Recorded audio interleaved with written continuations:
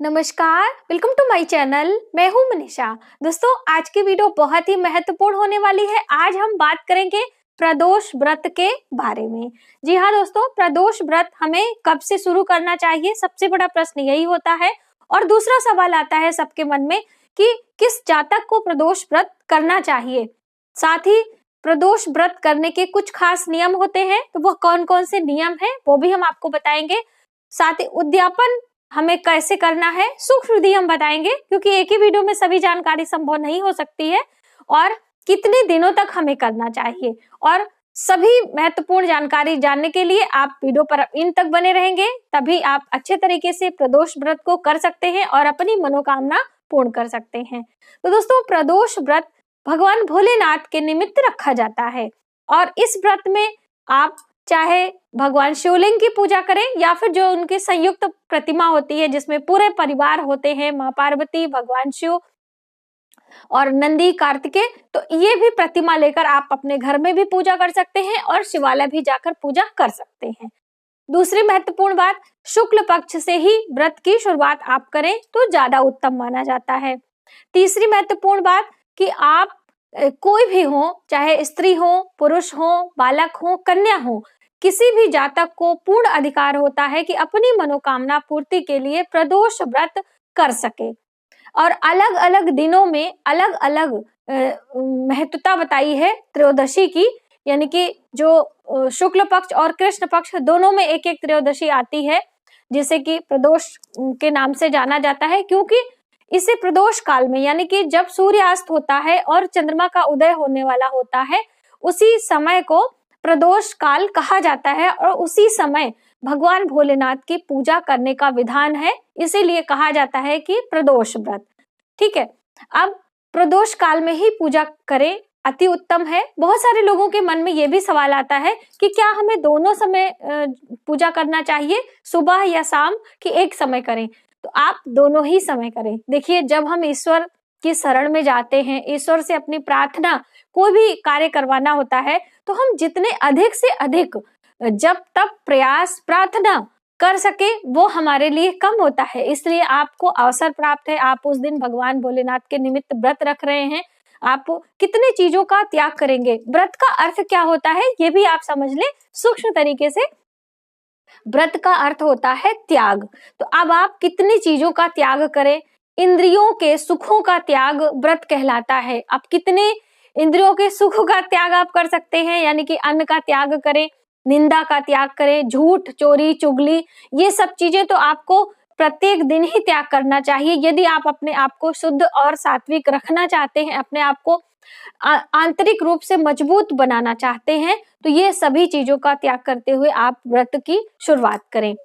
तो ये आपने जाना कि व्रत करते समय हमें ये सभी बातों का ध्यान रखना चाहिए। अब आते हैं कि हमें भगवान भोलेनाथ की पूजा कैसे करनी चाहिए। तो जिस दिन त्रयोदशी होती है, अब त्रयोदशी का चुनाव भी बहुत सारे लोगों के मन में संशय होता है कि हमें कब इसका चुनाव करना है। तो जब कभी कभी पूरे दिन द्वादशी रहती है और संध्या को प्रदोष काल में त्रयोदशी प्राप्त होती है, तो उस दिन को प्रदोष व्रत रखा जाता है। तो आप ये गूगल पे भी सर्च कर सकते हैं, और मैंने आपको बताया भी है कि आप कौन सा पंचांग खरीदें, उसमें आप सही तरीके से देखकर त्रयोदशी व्रत का चुनाव करें। पूजा करते समय हमें किन किन चीजों की आवश्यकता होगी और कैसे पूजा करना है वो हम जान लेते हैं। तो प्रदोष के दिन, जिस दिन आपको व्रत रखना है, उस दिन त्रयोदशी तिथि का मान्य होता है, और त्रयोदशी के दिन सुबह सवेरे आप स्नान ध्यान करें, शुद्ध साफ हल्के रंगों के वस्त्र पहने। जो सुहागन स्त्रियां हैं वो बहुत ज्यादा सफेद रंग के वस्त्र ना पहने, ये उनके लिए शुभ नहीं माना जाता है। तो आप हल्के क्रीम कलर के, हल्के गुलाबी रंग के, हल्के आसमानी कलर के कपड़े आप पहन सकते हैं, स्काई ब्लू जिसे आप कहती हैं। तो लाइट कलर के रंगों के कपड़े पहन लें, और एक लाल रंग का चंदन अपने मस्तक पर जरूर लगाएं। जैसे कि चंदन पाउडर जो फेस पैक बनाने के लिए इस्तेमाल होता है, वही चंदन जो हम लोग घिस कर भगवान श्री भोलेनाथ को त्रिपुंड वगैरह लगाते हैं, वही वाला चंदन आप ले लें, और उसे भगवान के लिए अलग रख दें और स्वयं के लिए अलग रखना चाहिए, ये आप भी समझ लें। तो इस तरह से चंदन लगा लें। उसके बाद अपने बालों को बांधकर, खुले बालों में पूजा नहीं किया जाता है। यदि आपके बालों से पानी टपक रहा है तो भी आप उसे सुखा लें, क्योंकि पानी टपकते हुए बालों से पूजा करना बहुत ही अशुभ माना जाता है। तो ये छोटी छोटी बातें होती हैं, ये भी आपको ध्यान में रखना है। साथ ही दोस्तों कुछ एक चीजों का इस्तेमाल आप पूजन में जरूर करें, इससे भगवान भोलेनाथ की कृपा आपको जरूर प्राप्त होगी और जल्द प्राप्त होगी। तो वो क्या क्या चीजें हैं जल्दी से आप नोट कर लीजिए। सबसे पहला तो अखंडित चावल, जो चावल हम अक्षत के रूप में चढ़ाते हैं वह अखंडित यानी कि टूटा हुआ नहीं होना चाहिए। ठीक। अगला महत्वपूर्ण बात कि भगवान भोलेनाथ की पूजा में जल आप अधिक रखें, क्योंकि जलाभिषेक भी बहुत ही शुभ होता है। बिल्व पत्र आप रखें, भस्म रखें, और भगवान भोलेनाथ के लिए सफेद पुष्प या फिर 5 रंगों के पुष्प जो मैंने अक्सर आपको वीडियो में बताते रहते हैं वो आप रख लें। और भोग सफेद दूध से बनी मिठाइयां आप रख सकते हैं, मिश्री रख सकते हैं। इस तरह से आप सभी चीजें एक पात्र में इकट्ठा कर लें, कच्चा दूध ले लें और उसमें थोड़ी सी मिश्री मिला के और जल मिला के कच्ची लस्सी का रूप तैयार कर लें। और यदि आप शिवलिंग पर पूजा कर रहे हैं तो सबसे पहले आप प्रणाम करें, मंदिर में जाएं और भगवान गणेश का पूजा करें। गणपति के पूजा के साथ आप पूजन का शुरुआत करें और वहां पर माँ पार्वती रहती उनका पूजन करें, फिर भगवान शिव की पूजा की शुरुआत करें, क्योंकि सभी के साथ में ही पूजा करते हैं तभी वो फल आपको मिलता है।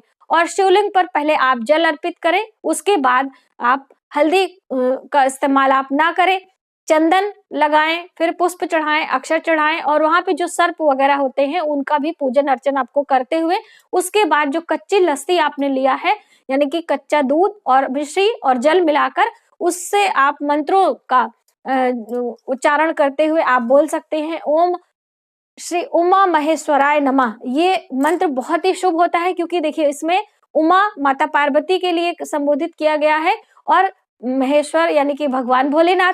तो आप ये दोनों एक साथ करके बोलेंगे तो आपके लिए ज्यादा शुभ होगा। तो इस तरह से मंत्रों का उच्चारण करते हुए आप वो जल से अभिषेक करें। उसके बाद मंत्रों का जप आप रुद्राक्ष की माला से भी बैठ के कर सकते हैं। भगवान भोलेनाथ को एक घी का दीपक आप लगाएं, आरती करें। इस तरह से ये छोटी सी विधि मैंने आपको बताई पूजन करने के लिए। और जो शिवलिंग पर आप प्रसाद चढ़ाते हैं भगवान भोलेनाथ के ऊपर, वो प्रसाद वहीं पर आप छोड़ दें, वो सन्यासियों के लिए, पुजारियों के लिए होता है। और जो आपने वेदी पर चढ़ाया है प्रसाद वह आप किसी को भी वितरित कर सकते हैं। बहुत सारे लोगों के मन में ये भी संशय होता है ना कि हम भगवान भोलेनाथ के ऊपर जो चढ़ाया रहता है वो प्रसाद खाएं कि ना खाएं। तो शिवलिंग के ऊपर जो चढ़ाया जाता है वो प्रसाद हम नहीं ग्रहण कर सकते हैं और बाकी चीजें आप ले सकते हैं। इसीलिए शिवलिंग पर वही चीजें चढ़ाई जाती है जो भगवान भोलेनाथ को प्रिय हैं, जैसे कि भस्म चढ़ाते हैं, धतूरा चढ़ाते हैं, बिलपत्र चढ़ाते हैं, ये सभी चीजें। अब आपकी कोई विशेष मनोकामना है, उस पूर्ति के लिए यदि आप कर रहे हैं तो आप 108 बिलपत्र ले लें और उन 108 बिलपत्रों पर धो के साफ कर ले, सुखा ले। उसके बाद चंदन, जो मैंने आपको बताया लकड़ी वाला चंदन जो होता है, मैंने अक्सर आपको दिखाया भी है, उसे आप लेके घिस के लेप बना ले और बिलपत्र की डंडी से ही आप राम शब्द का उच्चारण लिख लें या फिर ओम नमः शिवाय। 3 पत्तियां होती हैं, आप ओम नमः शिवाय इस तरह से लिखकर 108 रख के सुखा लें, क्योंकि जब आप गीले रहेंगे तो गीले एक दूसरे में मिल के बिगड़ सकते हैं। और फिर आप अपनी कामना पहले बोले और फिर एक एक मंत्रों का जाप करते समय आप वह शिवलिंग पर अर्पित करें जो वो बिल्व पत्र है। इस तरह से यदि आप हर प्रदोष के दिन निरंतर 1 वर्ष तक यदि करते हैं तो आपकी कितनी भी कोई भी मनोकामना हो वह पूर्ण हो सकती है। आप ये करके देखें, भगवान भोलेनाथ की कृपा आपके ऊपर जरूर होगी दोस्तों। और त्रयोदशी व्रत अलग अलग मनोकामना के लिए अलग अलग दिनों की महत्वता भी बताई गई है, तो ये जानकारी मैंने एक अलग वीडियो में दी है, तो आप वो देख सकते हैं। जैसे कि भगवान भोलेनाथ का 12 ज्योतिर्लिंग है और अलग अलग ज्योतिर्लिंग की अलग अलग महत्वता है, उसी तरह से अलग अलग दिनों की भी महत्वता है। तो वो भी आप समझे और अपने मनोकामना के अनुसार उस दिन का चयन करें। साथ ही दोस्तों उद्यापन आपको जरूर करना चाहिए, क्योंकि बिना उद्यापन के आपका व्रत संपूर्ण नहीं माना जाता है। और संकल्प लेना चाहिए, अपनी मनोकामना बोलनी चाहिए। ये सभी बहुत सारी छोटी छोटी बातें हैं जो कि हमें कोई भी व्रत शुरू करने से पहले ध्यान में रखना चाहिए। और भगवान भोलेनाथ की स्तुति, भगवान भोलेनाथ की आरती करना आप ना भूलें। उद्यापन में कुछ एक चीजें हैं, चलते चलते हम आपको जरूर जानकारी देंगे कि जब आपका संकल्प पूर्ण हो जाए अब देखिए बहुत सारे लोग पूछते हैं कि मनोकामना पूर्ति के बाद, तो आपने जितने व्रत का संकल्प लिया है वह आप संपूर्ण करें, उसके बाद उद्यापन करें, फिर भगवान की कृपा जल्द ही होगी और आपका जो मनोकामना है वो भी पूर्ण होगी। तो आप वह उद्यापन उस दिन, जिस दिन आपका पूर्ण हो जा रहा है उस दिन कर सके तो उसी दिन करें संकल्प, या फिर आगे भी आप एक दिन बढ़ा भी सकते हैं, ऐसा नहीं है। और सभी चीजें आप तैयारी कर लें पहले से। सवा का संख्या रखा, यानी सवा पाव या फिर सवा की मात्रा में आप सामान रखें। सवा पाव दूध, सवा पाव चावल, सवा पाव मिश्री, सवा पाव आप रख लें जो फूल वगैरह होता है, चंदन थोड़े से रख लें टुकड़े में, कपूर रखें आरती वाला। और साथ ही दोस्तों आपको दूध से बनी मिठाइयां भी रखनी चाहिए। जो दूध होता है वह तो हम अभिषेक के निमित्त देते हैं, और 1.25 मीटर कपड़ा भी रखना चाहिए, जिस कपड़े में आप ये सभी सूखी चीजें रखें। एक रुद्राक्ष की माला रखना आप ना भूलें। ये आप सामर्थ्य के अनुसार करें, सवा पाव, सवा किलो, 5.25 किलो, कितना भी आप कर सकते हैं। देखिए दान की कोई सीमा नहीं होती है, ये आपके सामर्थ्य और आपके इच्छा के अनुसार होता है। तो ये सभी चीजें एक पात्र में रखें, किसी योग्य पुरोहित को आप बुलाएं, उस दिन भगवान भोलेनाथ का रुद्राभिषेक करें। देखिए अभिषेक तो आप किसी भी प्रदोष को कर सकते हैं, लेकिन उद्यापन में जरूरी होता है। अब आपके पास शिवलिंग है तो वो आप ले लें। नर्मदेश्वर शिवलिंग घर के लिए बहुत ही उचित होता है, अच्छा होता है। और साथ ही यदि आपके पास नहीं है तो आप मिट्टी के शिवलिंग बना सकते हैं घर पे, और अच्छी तरीके से प्रदोष व्रत का समापन करें। तो आज की वीडियो आपको कैसी लगी प्लीज हमें कमेंट करके जरूर बताइएगा। मिलते हैं एक नई वीडियो में नई जानकारी के साथ, तब तक आप अपना ख्याल रखें। जय भोलेनाथ की।